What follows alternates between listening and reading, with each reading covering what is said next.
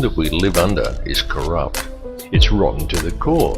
It's about self-service, and it's run by psychopaths and criminals, and everyone knows it.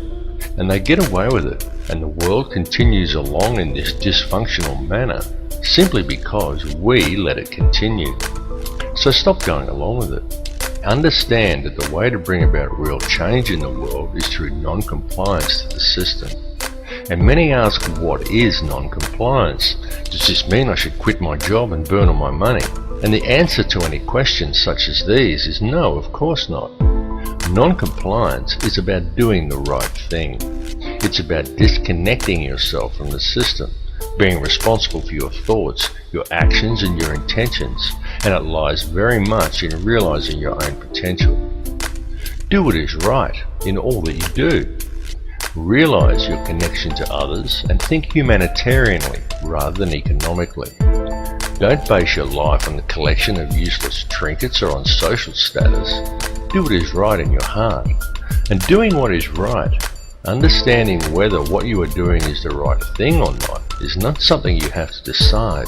It's something that you already know in your heart if you would just look and be honest with yourself.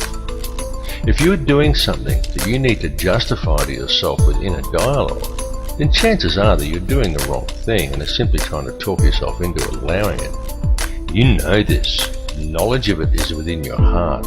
You just have to look and you will find it. Understand how the energy works. Be aware of the energy you are drawing into yourself, of what you are manifesting with that energy, and what type of energy you are contributing back to the energy supply for others to draw upon. This is truly how it works. Realize your potential as a human being. Forget the imaginary restraints that have been placed before you by the academic system and the limitations you are told exist by science and religious teachings, and look at the whole spectrum. Because the fact is that each of these institutions functions only to compartmentalize knowledge. Each exists for the very purpose of limiting the scope of your understanding by locking you into a contained and restrictive paradigm. And until people begin to look beyond such imposed limitations, open their minds and make the connections between religion and science, they are never going to make the connections to themselves, to this reality, and to the Creator that men have called God.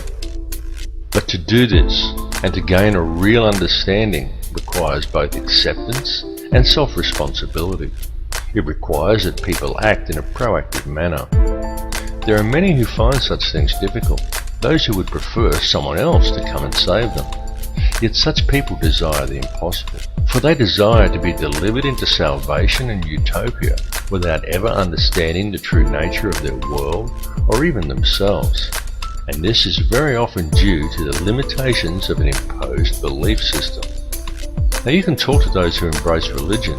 You can sit them down and you can talk to them about God and about Satan, and they will converse with you eagerly, and they all very much believe in such things. But as soon as you put things like science, galactic laws, numerology or astrotheology into the equation, many just shut off. They say it's God's will, and they sit back and they wait for Armageddon. And some will even go so far as to say the pursuit of such higher understandings is demonic. And though on a different level, it's the same with many scientists. They understand the mechanics of it all, but many refuse to add spirituality into the picture and only adhere to laws that can be applied on a mechanical level. Both approaches are inherently flawed because neither will consider the arguments of the other, and both refuse to take into account, allow for and even embrace the true nature of feelings and emotions. Yet feeling and emotion is the key to it all. Feeling and emotion is the language that is used to create and to mold reality. Feeling and emotion is the true nature of prayer, and it is also the language by which man may communicate with the Creator.